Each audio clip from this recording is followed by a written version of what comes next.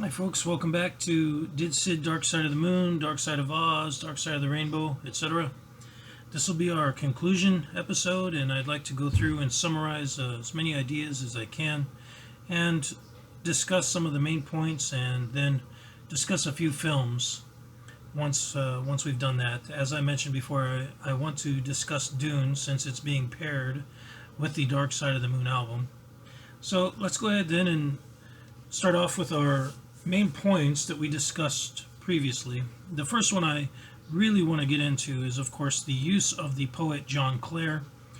And I just did appealing Syd Barrett, The Octopus, which is, of course, the second name of the song. Previously was named Clowns and Jugglers.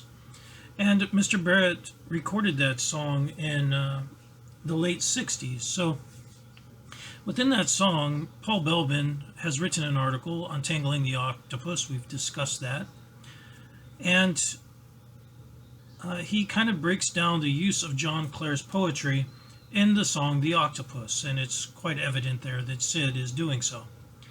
Now, in our introductory episode of this series, episode 1, we did discuss how John Clare was being used by Pink Floyd in the song Time. And when he was, in particular, when he was discussing the sun and losing time and having years get behind you. So that John Clare reference is consistent, of course, with Mr. Barrett's habit.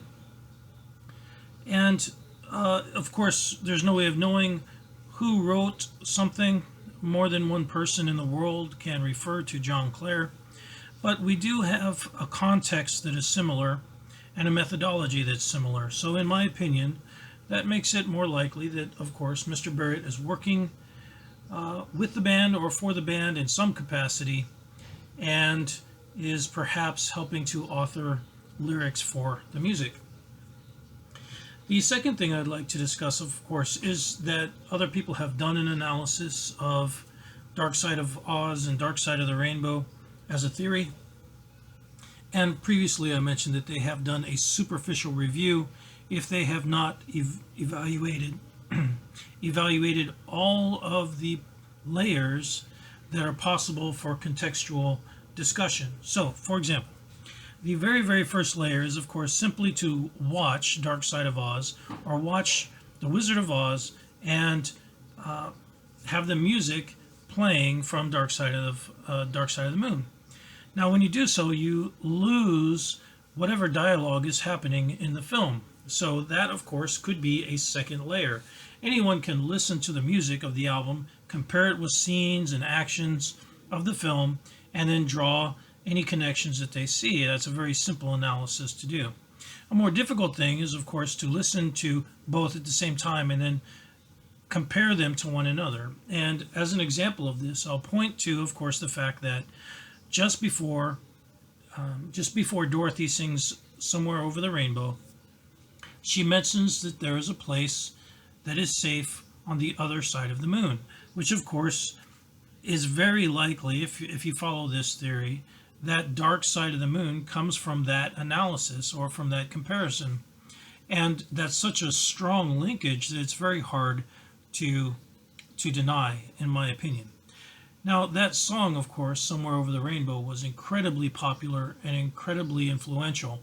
So the idea that there's a dialogue happening just before that starts and that ties in with the idea of a dark side of the moon is a correlation that's so strong, in my opinion, that it's hard to exaggerate its importance, and it's hard to miss if you know what to pay attention to. So if you see any analysis that doesn't recognize that correlation, you know that they're not performing the second layer of evaluation. The third matter of evaluation, or the third layer, is, of course, to contextualize the life or the lives of the authors or the artist that's creating what may be created. Now, there are people, of course, whose life, as we've discussed, fits the time frame of the album compared to the film. And of course, we've mentioned that a very simple relation to Mr. Barrett can easily be established, both in the idea of the dutiful domestic dog, but also in the scarecrow, which would represent the kind of brainless, free, youthful ideal and happy-go-lucky nature, bounciness of Mr. Barrett. And then finally, the Tin Man, who of course finds his heart, not necessarily at the end of the film, but right there. The Tin Man finds his heart when he's awoken by Dorothy. And of course, Dorothy also is coming of age. There's a reason why she's going off to look for things.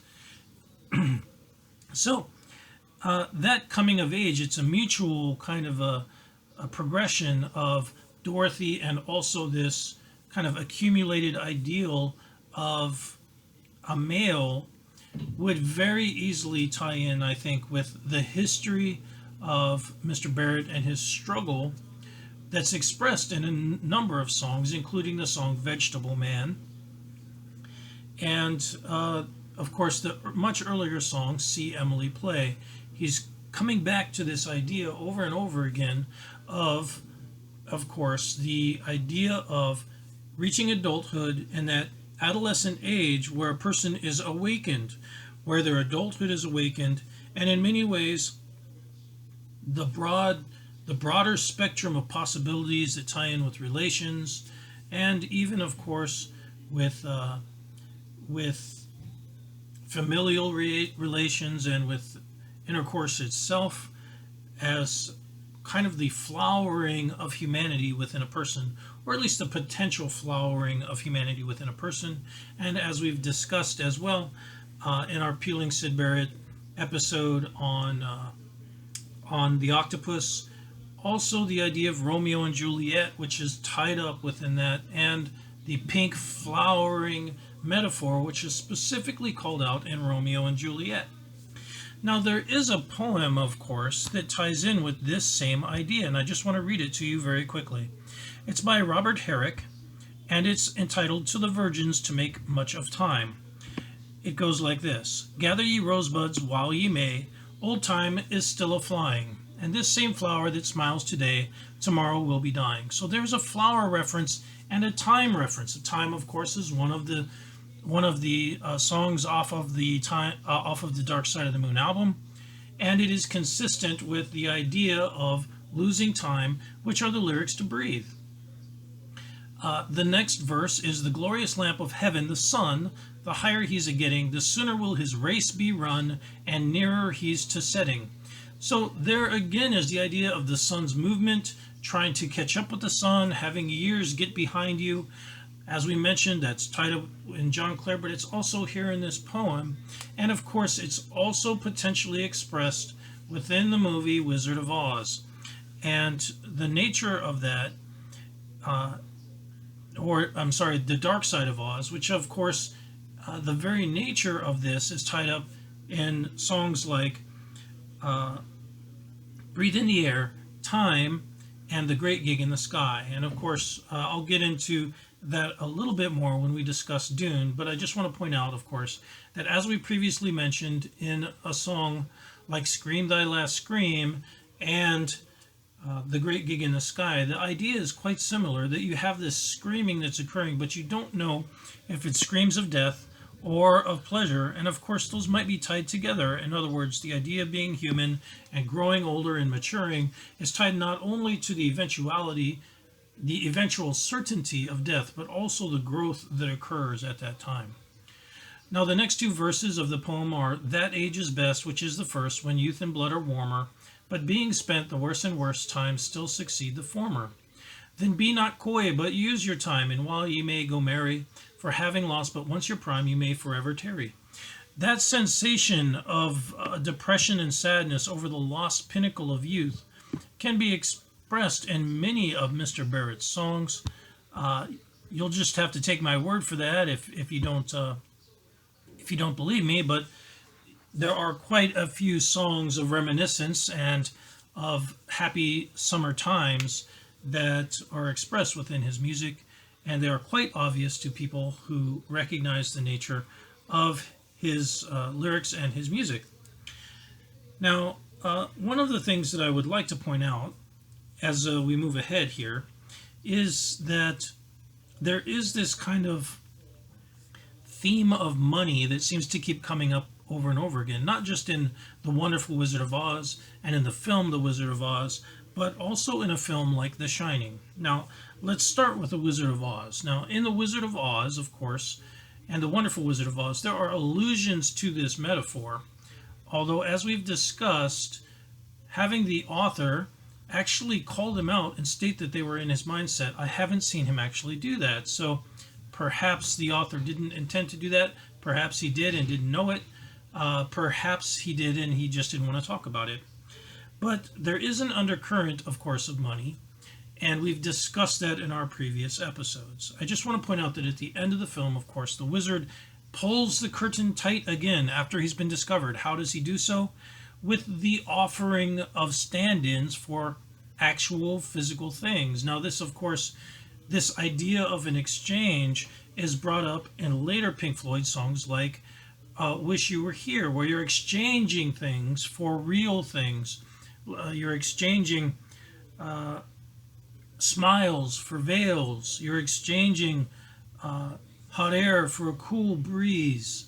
All of these things that are being exchanged are tied to the idea of money, of course, because as we see in The Wizard of Oz, the protagonists are given stand-ins for what they're actually looking for, and they are content to have them.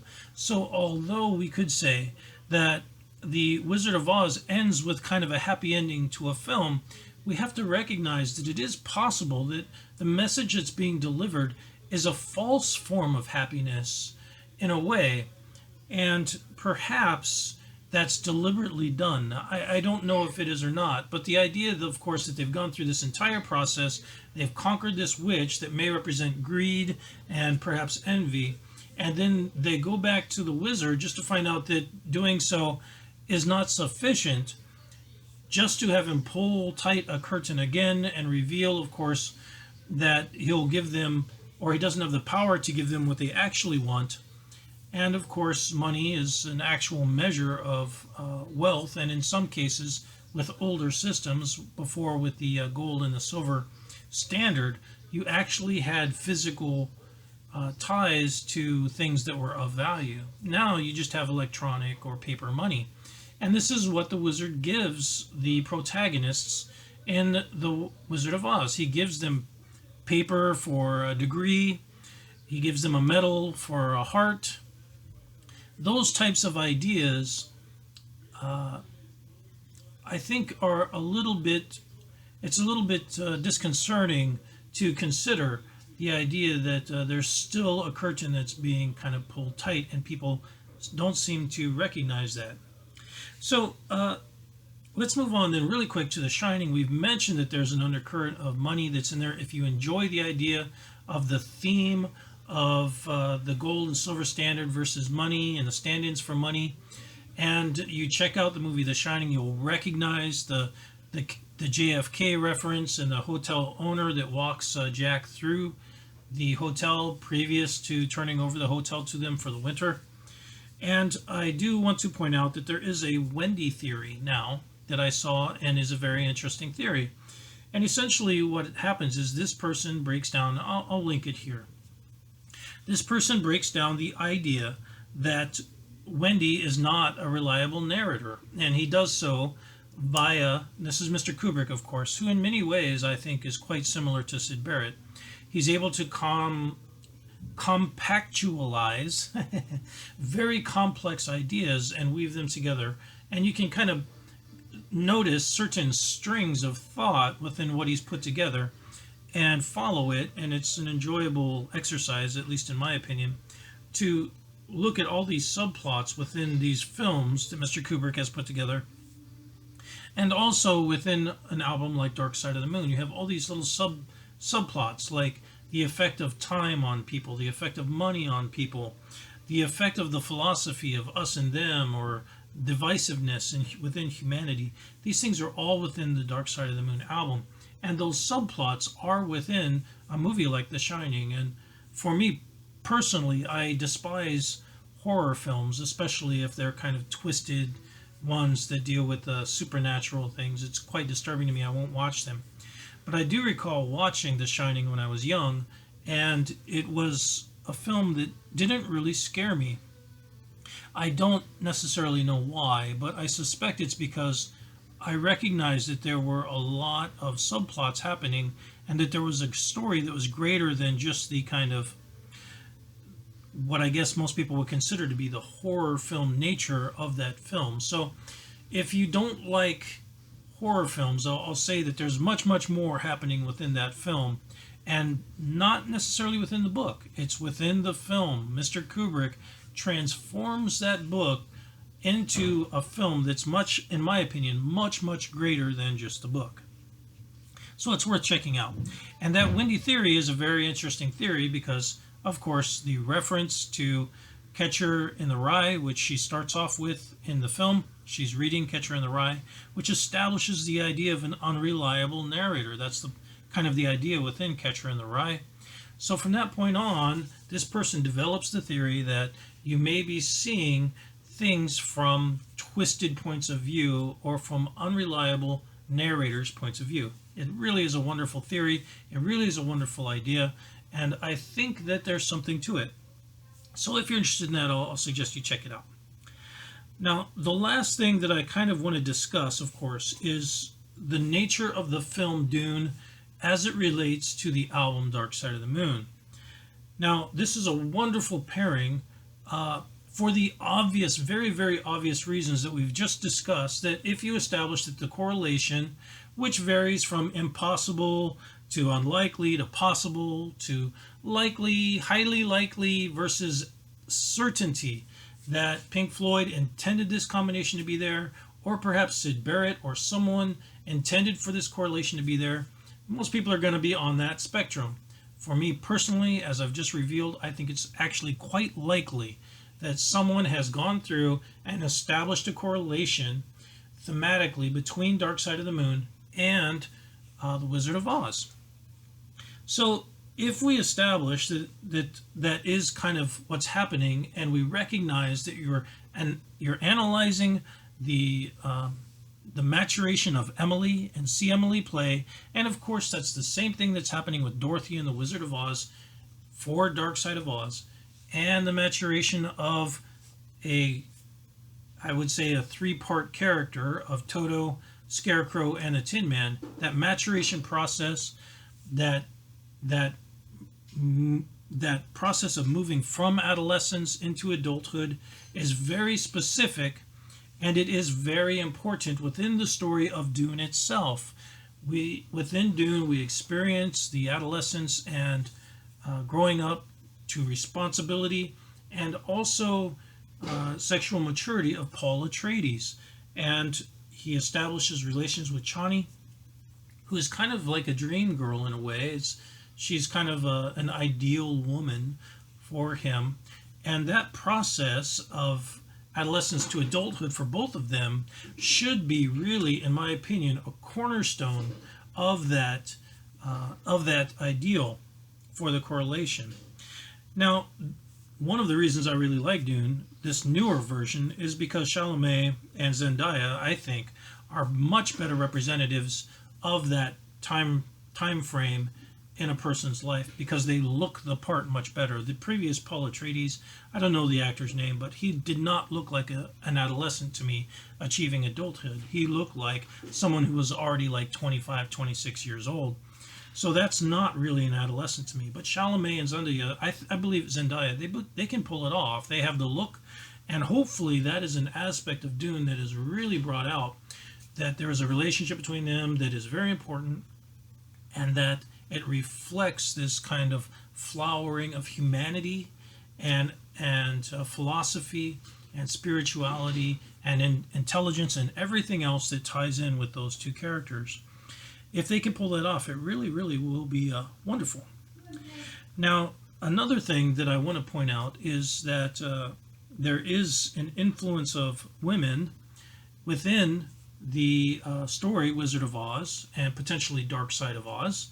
We mentioned the impact of the Tin Man and the Wicked Witch. And of course, in Dune, there are the Bene Gesserit, who are witches, or they're called witches anyway. And essentially, this development of royalty, I guess you could say, within the royal houses by the Bene Gesserit to eventually achieve a Kwisatz Haderach is a disturbing kind of a note to me. I really don't like it.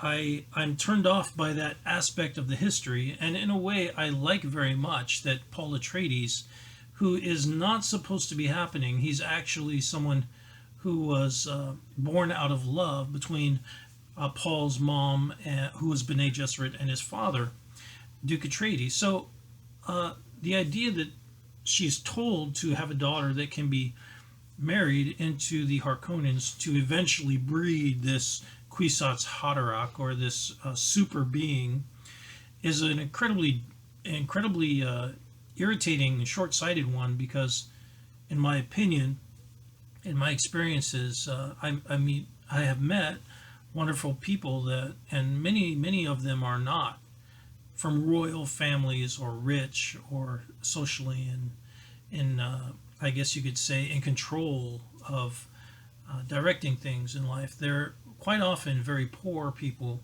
that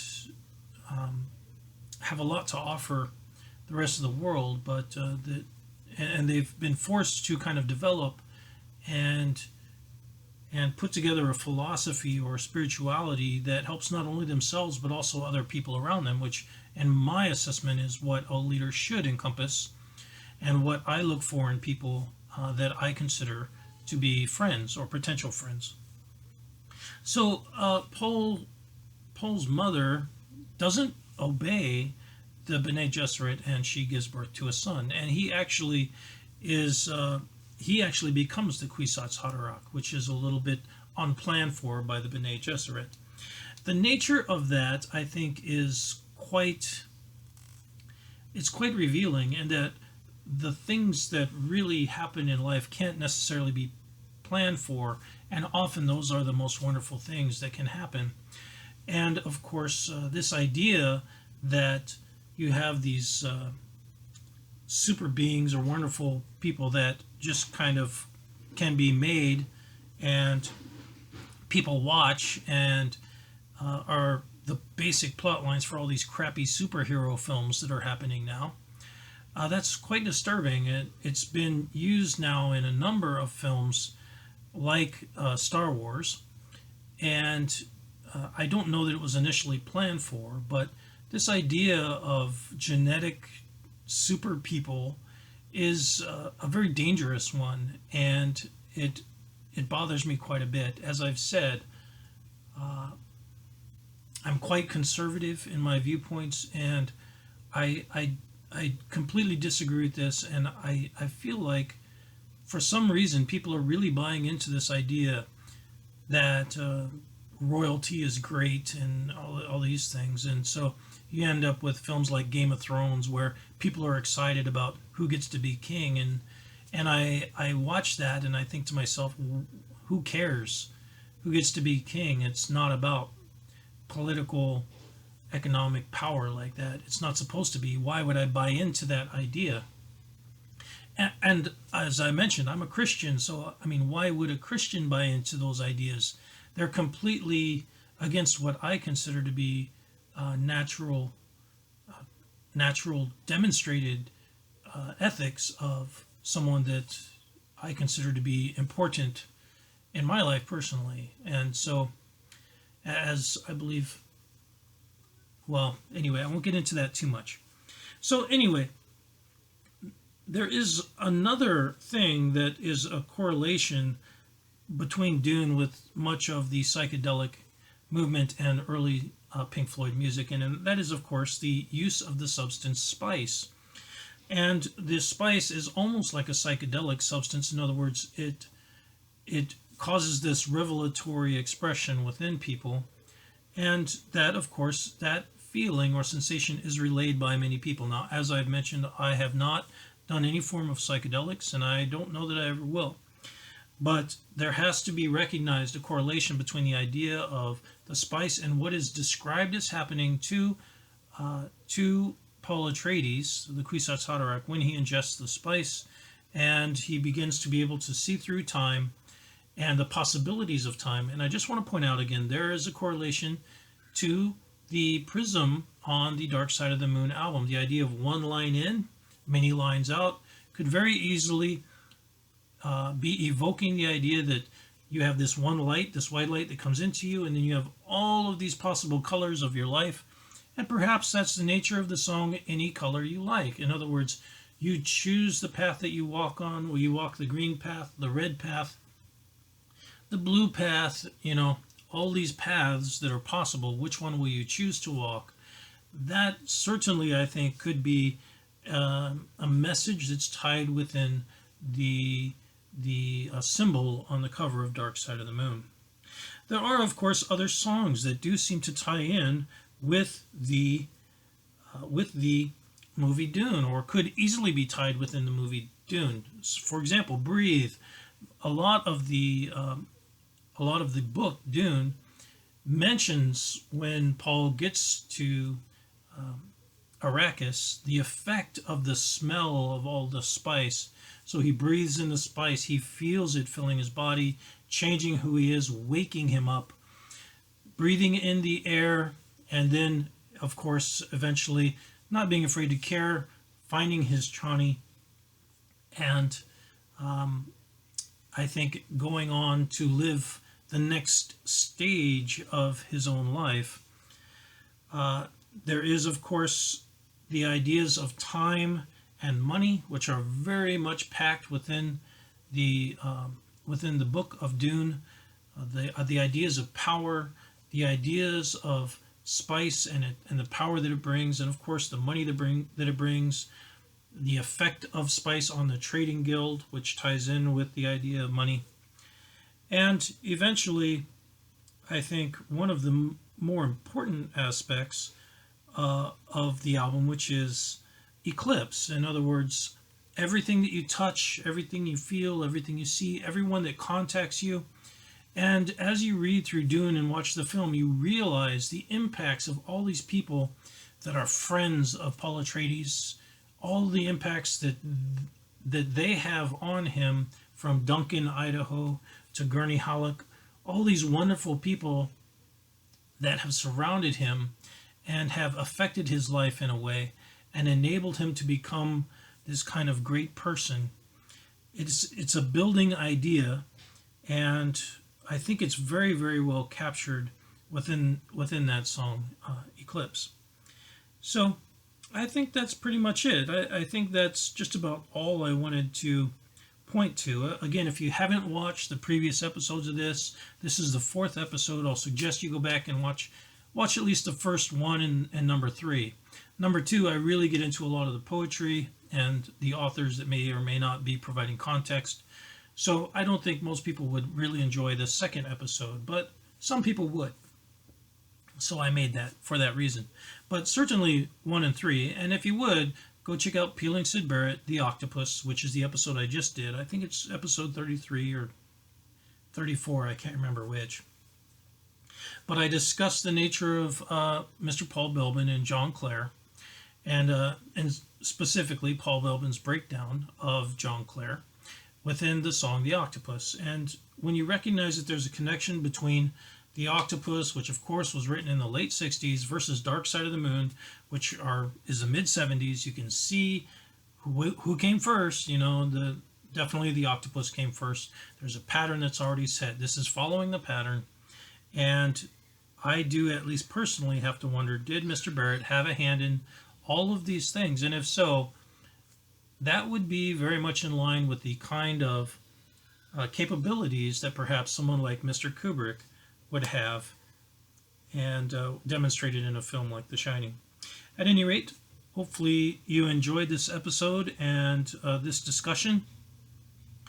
I guess I'll suggest that you go ahead and give a like, share, subscribe, and hopefully this little mini-series was one that was interesting and insightful and perhaps gave some good things to think about.